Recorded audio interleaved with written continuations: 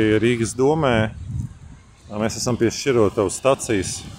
Ļoti sāpīga zona, ķengaraks.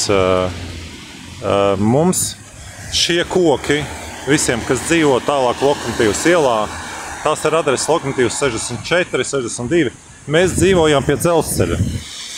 Un, ja ir paredzēts šeit veloceļiņš, lūdzu, faktiski lieliska alternatīva var velosipēdu mierīgi braukt, mums nav tāds blīvums šeit pa trotuāru. Bet ja ir reizi paredzēts taisīt celiņu, taisiet, lūdzu, pa vidu šeit. Neaiztieciet kokus, jo es nezinu, cik daudz ir nocirsts tur, bet skatos, nākot no Rumbulas, no Salaspils puses. Bet kāpēc ir, ja šeit var paralēli organizēt transportu, respektīvi velosipēdus, apkārt, kāpēc ir jāiztiek koki? Vai tas nozīmē, ka viņi ir izcirsti, ka šeit mēs rindā sitīsim tos kokus?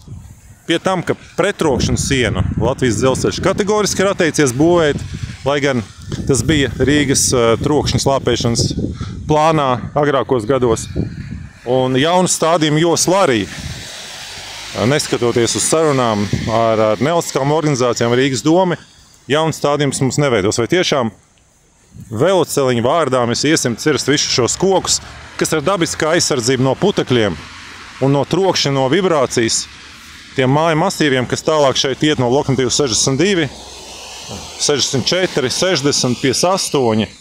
Būsim cilvēki. Šeit ir dabiskā taciņa, kur var nosfaltēt, un lai tie velosipēdi iet, bet lūdzu necertiet kokus.